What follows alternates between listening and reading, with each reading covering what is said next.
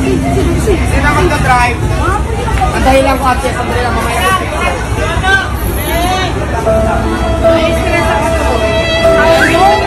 Sayang. Grabe.